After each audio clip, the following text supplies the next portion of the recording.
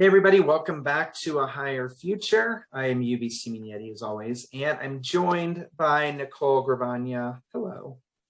Hi, Yubi. Who do we have with us today? So I'm excited. I think we're excited. We've got Stephen M.R. Covey. So a lot of you probably recognize the name Stephen Covey. So Stephen M.R. Covey is a best-selling author, probably heard and read The Speed of Trust. Translated into 22 languages, sold over 2 million copies worldwide. The most important thing is he's not only this thought leader, right, that we all know, an inspiring speaker and things like that, but he's also the practitioner, right? So Stephen, you go out and you help companies and organizations do this work, build that trust. And that's what we're going to talk about today. So first of all, we're really excited to have you. How are you? Hey, I'm doing great, UB, Nicole. It's wonderful to be with you. Excited to be part of this podcast. It's exciting. Thank you. Yeah, like I said, we're really excited. I think that there's a lot we want to cover as it relates to your work and just who you are. So maybe let's start there. Yeah. And one thing that caught my eye was your first job. So you were 7 years old, right, when you started the green and clean, right? The lawn care. And I was telling Nicole, I'm like, man, he green before green was even a thing. Is that what the green meant, or was it like just green lawn, green grass? Yeah, well, that's actually a retrospective thing. As I look back, it's coming from my father's work, The Seven Habits of Highly Effective People, right, where he tells the story of him training his son to take care of the lawn, the yard. And he called it green and clean. And it was that process where he trained me for a couple of weeks. It said, all I care about is two things, that the lawn is green and the lawn is clean. And he trained me how to do it. And then the job was mine. And he turned it over to me. It was an extension of trust. It was empowerment. It was delegation, whatever we might want to call it. And I had to learn as a 7-year-old to take responsibility and to rise to the occasion. And I faltered at first, but I came through in the end. And then it became one of his favorite stories to tell when he would present in seminars and workshops. He'd tell the green and clean story. And so that's, from age 7, I started I took care of our yard and then other people's yards too, a little bit from time to time. So that's kind of a play on the green and clean story, and which is a great story of delegation, but also of trust, of an extension of trust, and seeing what trust does to people when they feel trusted, and how it inspires them, how it brings the very best out in them. They rise to the occasion, they perform better. And I saw that firsthand, experienced it firsthand as a 7-year-old boy. Well, and I think that's what's really fascinating is, because there was a video you did talking about this story where you talked about some of the concepts as a 7-year-old that you didn't understand, but the one thing you did understand was trust. And I think that's really important, because trust can be, I think, a simple thing to understand, even, for young children. I think it's really powerful. What were some of the other influences as you grew up and you came into your own? What influenced you to get to this point about where the speed of trust and trust is so important?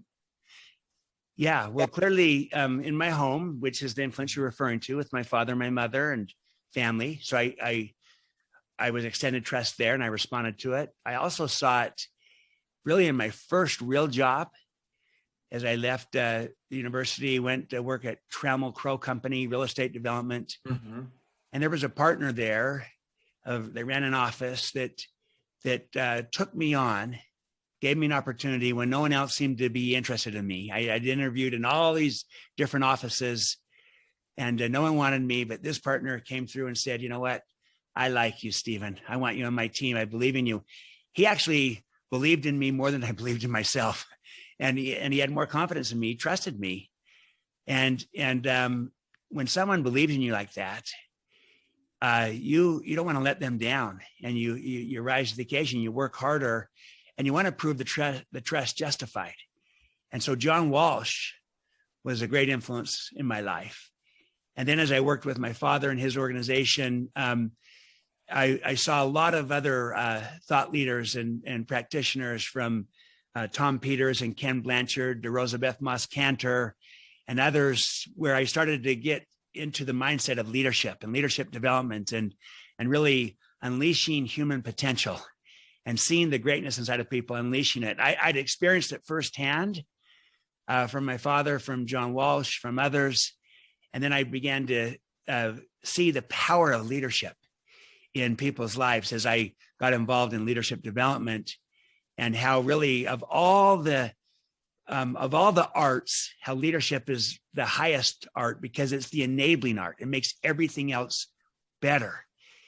And so I became enamored with that, and then felt like my distinctive kind of calling or uniqueness to the contribution I can make to leadership was all around trust, as really the foundation of the kind of leadership that is needed today. So it's been a long journey in this process, but very much influenced by my involvement in this field through over decades, and seeing the different approaches, but seeing a commonality to it of how leadership is a force multiplier and the enabling art for every other activity that we're engaged in. One of the things that just stood out to me from what you said is that not everyone believed in you, but someone did. And that was really powerful for you to be able to move forward. And it brought up something I oversaw and overheard, I think, at the grocery store. If you've ever, you get up to the checkout counter and you forget that one thing you came for. You're like, oh no, I got to go back. And I watched a mother and her daughter, and oh no, we have to get the one thing, and they're checking out and there's a line, and she sends her kid back into the store. The kid's like, I don't know, probably about 7 or 8. And she shouts after her, I believe in you. And I thought, oh my God, what a wonderful thing to shout at someone publicly. Now I do this on a regular basis, especially when I'm working with someone and I've charged them with something difficult to do. I also, I believe in you. And is that what trust is? Is it I believe in you, or is it something more? That's the essence of it. It's not just saying it, but it's truly believing it. Because if you could say the words and not mean it. Yeah. But when you mean it, what you say, which we should, if we say it, it is powerful. It is seeing the potential, seeing the greatness. It's communicating the potential and the greatness, which is saying the words. I believe. So I not only see it, I believe it, and I communicate what I see, which is I believe in you, and then developing it, giving them opportunities so they can develop their potential. That was the Green and Clean story. My dad gave me the opportunity to learn how to take care of something, and then to really unleash the greatness. So I call it see, communicate, develop, unleash. And when you do that, and you see the greatness, you communicate the greatness, you develop the greatness, and you unleash the greatness, or the potential, you might say as well. And that is a process of really trusting people. And I think it's beautifully encapsulated in those 4 words. I believe in you. And it's powerful. Well, and even more like, so you have a book coming out next March called Trust and Inspire. So I almost even think you can take those 4 and it like encapsulated in that, like trust, and trust underneath trust is building that trust and communicating it. And then inspire is like, okay, let's develop and unleash your potential. And it's amazing because that's now to me, Nicole, and I'm thinking, how do we get our clients to do that with their candidates, right? Their new employees. How do we translate that? Well, let's break that down. So tell us what we can expect in the new book. Yeah, well, I'm making the case in this new book that, in a nutshell, that the world has changed, but our style of leadership has not. We're still too often leading in the old style that might have worked in the industrial age But now we're in the digital age, disruptive age, whatever we might call it, the fourth industrial revolution. The world has changed dramatically, and yet we're still kind of leading in the old way. We've just become better at it, more sophisticated, more advanced. We might call it more enlightened. I call it a command and control. And now we're in enlightened command and control, but we're still too much trying to, control people and situations and the like. But that doesn't work in a new world of work, as you're talking about on this podcast, of how everything's changing, shifting around us, work, where the nature of the world itself has changed with disruptive technologies, where the nature of work has changed, where it's far more collaborative and service-oriented and interdependent. It's a knowledge worker economy, where the nature of the work place has changed. And now it's, work from home, work from anywhere, or a hybrid work, as well as on-site, these blended combinations that we're still trying to figure out. But clearly the workplace has changed. And then the workforce has changed because we have so much diversity and, as many as 5 generations at work and all this diversity, which is a great opportunity. And then finally, the nature of choice has changed. We've gone from multiple choice to infinite choice. There's just so many options. So all these forces of change are upon us. And yet too often we're still leading in the old model of enlightened command and control. It's become more sophisticated, but we need a new way of leading. And I'm calling that new way of leading trust and inspire. And it really is kind of a paradigm first of how you see people and how you see leadership. And you get the paradigm that people are whole people. So we're trying to inspire them, not just motivate them, with carrot and stick, but inspire them with purpose and meaning and contribution, and as well as caring and belonging. And that people have greatness inside them. So my job as a leader is to unleash their potential, not control them. That's how I see people. And then how I see leadership is I see leadership as stewardship. And that I have a stewardship, and my role is as a gardener trying to create the right conditions for the seed to flourish.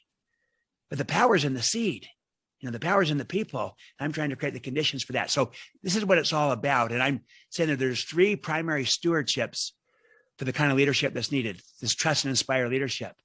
And it's very simple. You model, you trust, and you inspire. Modeling, trusting, and inspiring. Modeling is who you are. Trusting is how you lead. Inspiring is connecting to why it matters, to meaning, to purpose, to contribution. And so that's the idea, is that we need to lead in a new way in this new world. And I'm just labeling it, that it's trust and inspire. And we moved from command and control to trust and inspire. And we need to kind of make that leap to be relevant, to build the kind of culture that's going to win the war for talent, and to attract and retain and engage and inspire the best people, as well as to be able to collaborate and innovate so that we can stay relevant in a disruptive world. And you can't command and control your way to collaboration and innovation, or to build a great, or to create a great culture. No, you got to trust and inspire your way to that. That's the idea. What a contrast to a documentary I was watching. I think it's on Netflix. It's called 9 to 5, and it's highlighting this idea of the clerical worker and then the revolution that came from people saying, this is a misuse and abuse of my talents as a human. And so to come in here today and have this conversation with you with this envision of where almost every relationship, it sounds like, between the employer and the employee becomes a mentorship, but model, trust, engage with them to inspire them. And how very contrasting to that, your life is typing and don't think, just do what I say. We've come a long way, and that's all I can say to that. And it's a beautiful thing for sure.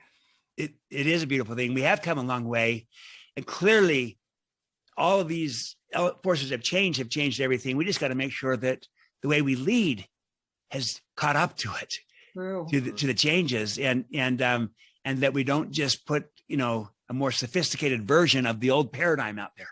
We need a True. new paradigm, a new way of leading. So then how do you work in lots of different industries, you work with lots of different generations and different kinds of people.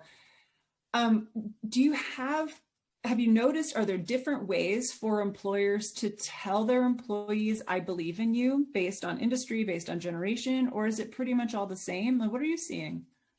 There's a lot of different ways that you can express it and manifest it, because again, it's not just hearing the words. The words are important. I believe in you in some way, shape, or form, but it also needs to be backed up with the policies, the procedures, the approaches, and the like. So here's a great opportunity right now for organizations, really in any sector, with so much going on with work from home or hybrid, work combination.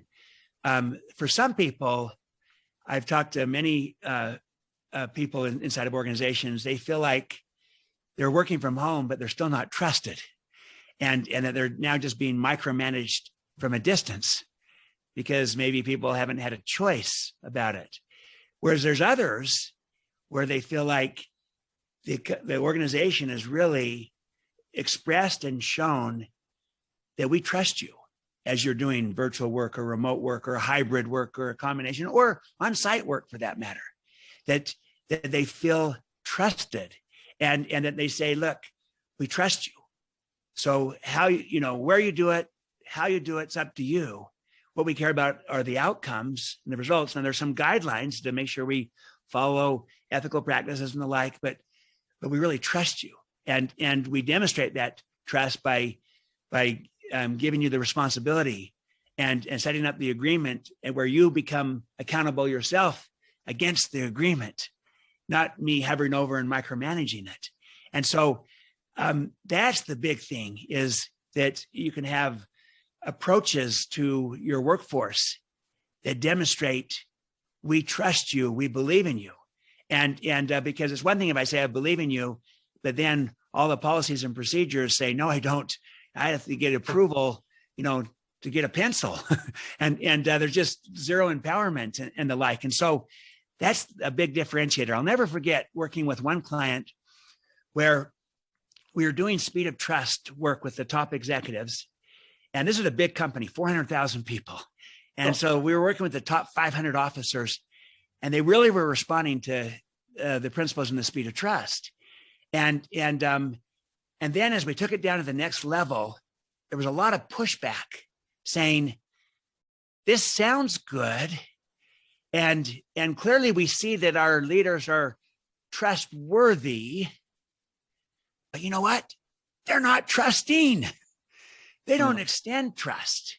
And this was the next level down. And they were saying, one person said, look, I run a $1 billion organization, and yet I have to get approvals to do little things.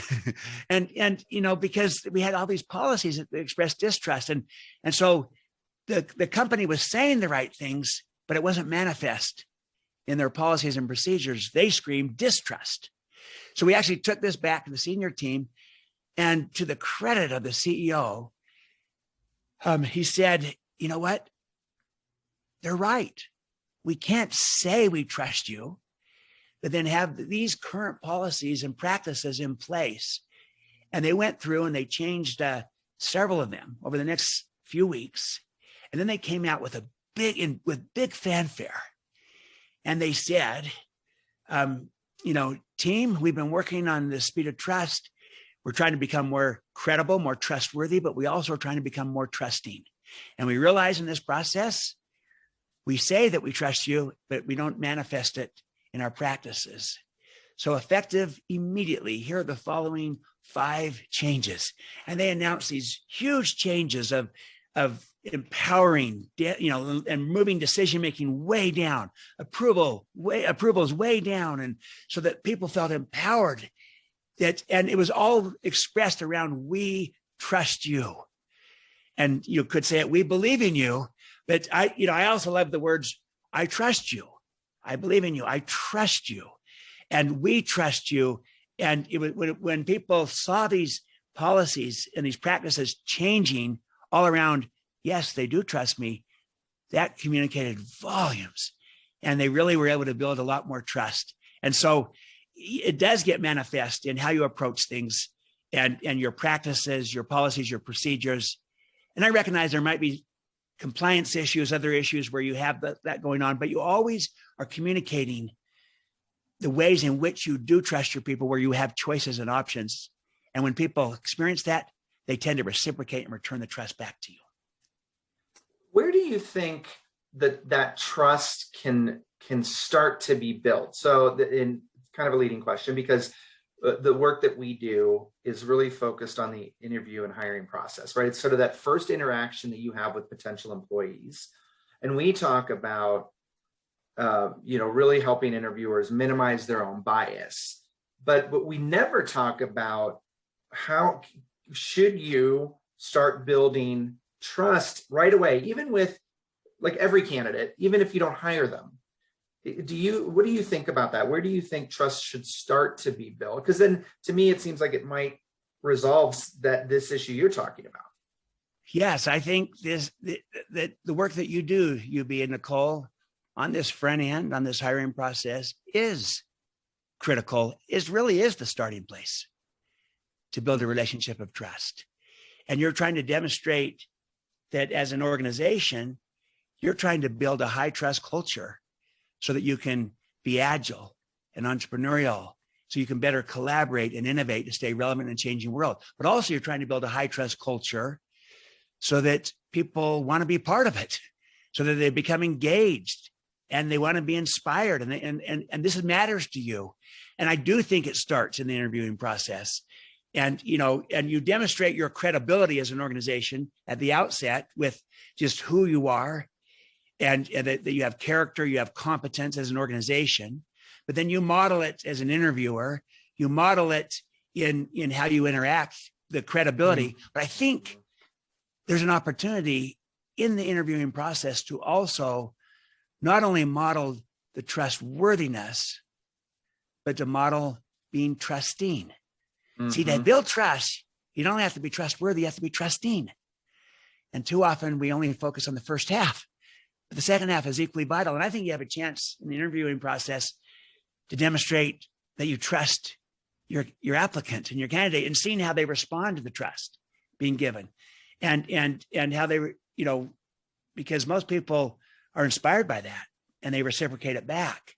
And I think you can demonstrate right from the beginning the kind of culture you're trying to build by modeling that with the candidate in the process, the very process. And if they feel trusted as a candidate, even if they're not selected, but they feel like you modeled trustworthiness and you extended trust. Oh, this is the kind of culture we're trying to build. And we're looking for candidates that also that want to be part of that kind of culture. They want to operate with trust. They want to be trusted versus being told what to do. They want to be empowered. They want to have purpose, want to be inspired. Why not model it as best you can up front? Now, how you would do that in your organization, you'd have to kind of think through what's the appropriate ways to demonstrate this. But the more you can model not only trustworthiness, but being trusting of the candidates in this process, in the hiring process, then I think that you'll give them a flavor of the kind of candidate you're looking for and the kind of culture you're trying to build, and see how they respond to it. I ended up writing down, people want to be in a high trust environment and are attracted to a high trust environment.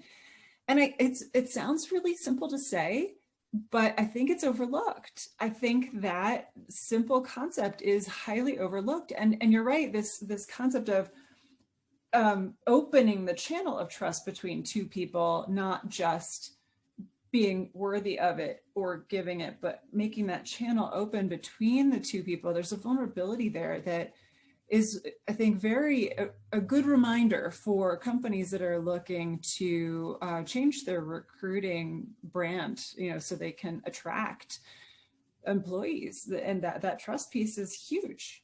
It is huge, Nicole, and it is tremendously underestimated. And we kind of just give lip service to it. Yeah, we want trust, but there's strong, hard data on this that shows what a high trust culture does for people, how they're attracted to it, they're drawn to it, and how they want to stay and be part of it. So I'll give you an example. Everywhere, employers, organizations are saying, how do we retain our millennials? It's even like millennials are moving around and leaving. Well, here's the interesting data from the Great Place to Work Institute. They found in a study that in a high trust culture, high trust culture organizations have a 22 times greater probability of retaining the millennials than they do in a low trust culture. 22 times. And then it's still like 17, 18 times for other generations. And so the point is this, I would say this about millennials, and then I'll broaden it to every generation. Millennials don't want to be managed. They want to be led. They want to be trusted. They want to be inspired. And you know what? Not just millennials. Every generation does. We're all drawn to that. And when we are trusted, we tend to stay. When we're not, we want to go find a place where we are. So if that's the kind of culture we want to build, then why not try to attract candidates that want to be in that type of culture? Why not upfront model that as best we can in appropriate ways in the hiring process? So we're hiring both for character and competence, not just for competence, but for character and competence. So we're hiring for people that want to be part of collaborating and not just competing. And that we're hiring also around the idea of purpose and meaning and contribution, so we can tap into inspiration and this type of thing, as well as having the technical competence and the like. That's also critical. So it's not either or, it's really and. But the power of a high trust culture is remarkable. And I think we underestimate it by a factor of at least 10 and maybe 100. Yeah. Well, and I think, for our approach, because we're focused on helping the interviewer be better. There's so much focus on the candidates. There's not a lot of focus on the interviewer. And Nicole, you talk about, the interviewers are really ambassadors of the brand of this organization, right? And so if we can help interviewers become that ambassador and become that model of trust, we can still focus in on those qualifications that we know we need for a job. We can still minimize our bias related to people's names or skin color or gender or whatever, but we can still find that sort of right fit, of somebody whose mindset and whose character aligns with that and who wants that, just by how the interviewer is presenting themselves in that process. Like, it's so powerful. It's very multidimensional too. Yeah, I love that. I think trust is one thing we haven't thought about, Nicole, right? I mean, would you agree? I'm so glad we heard it from the person who's built his career. That's right. I feel like, okay, now I can get behind this. I got it for sure. Yeah, exactly. Well, you being Nicole, I think you're right. So the work you're doing is so vital up front to help the interviewer become mindful and aware of bias and everything else in this hiring process. And I'm adding to this equation the mindset of saying, if people are drawn to be part of a high trust team, a high trust culture, if trust inspires people, and I will say this, to be trusted is the most inspiring form of human motivation. It brings out the very best in all of us. Why not model that in the interviewing process as well? And extend trust to our candidates. Again, that doesn't mean a blind trust. It's always a smart trust around expectations and accountability, but you model trustworthiness and trusting. I would say this, that in terms of bias, perhaps our most powerful unconscious bias is around who we decide to extend trust to. Or maybe we don't even consciously decide who we extend trust to. And the more trusting we can be as a starting point until proven otherwise, maybe we open up possibilities that might not have emerged if we start from the premise of, I don't trust anyone until they prove to me that I can. That takes too long in our world today. Yeah. What about a better starting point of, I do trust. This is my starting point until you prove to me that I can't. And it's a better starting point because you'll go farther, faster at building the trust. Now, again, I'm not blindly saying just indiscriminately do it. You have to look at the situation, the risk. But I love this idea of modeling not only trustworthiness, but trusting. I'm glad you brought up the risk. And there are a number of folks we've run into who are very concerned about extending trust. They don't want to trust the people who work in their same organizations, and they certainly don't want to trust people they don't know, the candidates, who are strangers. And Right. So the argument there being, you let people take advantage of you if you trust indiscriminately. And so how can we put a finer point on that for people who feel uncomfortable about it? Yes. Great question, Nicole. I wrote an entire book on this called Smart Trust. And the whole premise is it's not a one size fits all. You use good judgment. And I acknowledge this. There is a risk in trusting people. And there's also a risk in not trusting people. See, we often don't think of that. Enough. In many situations, not trusting is often the greater risk. And as a society, we've become very good at measuring the cost of trusting too much and being wrong, making a mistake because you gave someone too much trust. We're very good at measuring that cost. We're not very good at all at measuring the cost and the consequences of not trusting enough. Yeah, it's And the so opportunity cost, right? The opportunity cost, the possibility costs, the engagement costs, the commitment, the innovation, the creativity, all those costs. And so it's a balancing act, and it's not a one size fits all. It's smart trust. It's good judgment. And so I try to assess the situation. Who am I extending trust to do what? I'm trying to assess the risk involved. What could go wrong? What's the risk and the consequence of that? How likely? And then I try to assess the credibility of the person or the people involved. And a combination of kind of blending my heart, my propensity to trust, with my head, my analysis, leads me to a judgment of whether I can trust or not. All I'm suggesting is if you start with the heart and then balance it with the head, start with the propensity to trust, the openness, the willingness, and then balance it with the analysis of the situation, the risk, the credibility, you'll see possibilities you might not have seen otherwise. And so when you've hired your people, lead out with trust as the starting point, because they're already part of your team. Trust them much more abundantly. As you're hiring people, you're going to be a little bit more deliberate and you're not trying to be taken advantage of. Of course, I understand that. I agree with that.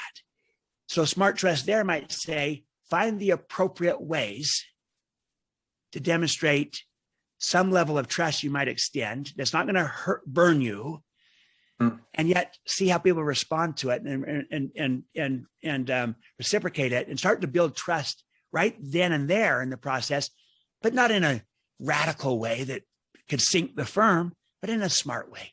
And what that looks like is going to be different for everybody. But lead out in extending trust to people in appropriate ways that work for you. And you'll find you'll just generate this reciprocity of trust, and you'll bring out the best in people, and you'll get better people. They'll be drawn to your team that are going to really succeed in our world today. So that's the idea. It's not a one size fits all. You've said it, Nicole, it's good judgment, but I'm trying to give voice to the propensity to trust, to say, let's increase our propensity to trust. Our bias that maybe we're not aware of, that we often maybe don't lead out in trusting people. Try to become more aware and deliberate and intentional about extending trust to people. in smart ways, and you watch the payoff from it. It can be enormous. Well, I thank you for trusting us with your voice. This was really, it was really just eye-opening. It's just, again, I love to connect the dots between a lot of things that are going on, right? And it just adds a whole new layer to the work that we're doing, to see it through your eyes, because you do this day in and day out. And so thank you for being here with us today, Stephen. This was incredible. You're welcome, Nicole. I admire what you're doing. Love the name of this, A Higher Future, the wordplay there. You're exactly right. You hire right, we will create a higher future. We will go farther. And I think that higher future with the HIGHER, that higher future that comes about from our hires, HIRES, will, if we hire people that are going to thrive in this new world of work, where trust is the currency, it's the name of the game, that will lead us to the higher GH contributions and meaning and purpose that is out there, and how we can be collaborative and innovative. So I view it as the two epic imperatives of our time today in this new world is to build a great culture so that you win the war for talent, and that you collaborate and innovate so you stay relevant in a changing world. So the first is you win in the workplace. The second is you win in the marketplace. And it's hard to win in the marketplace if you haven't won in the workplace. That's why hiring comes first, and hiring and developing and the like. So if you can model not only trustworthiness, but trusting in the hiring process, I think you'll be getting the right candidates in that are going to help take your organization to the next level, to the next higher level of contribution and making a difference. So what you're doing, Nicole, UB, is tremendous, and I wish you every continued success. And I would say to our listeners and viewers, the idea of adding trust to the equation in this hiring process, if this is the new currency of our world of work today, then how is the appropriate way that we can model it and then practice it in the hiring process? Perfect mic drop. Thank you so much. Thank you, Nicole. Thank you, audience, for continuing to tune in. We'll be back with some more great stories and guests in the future. But again, thank you, Stephen. And check us out on A Higher Future. You can find us on our website. Yeah, have a great day. Thanks, everybody. Thanks, everyone.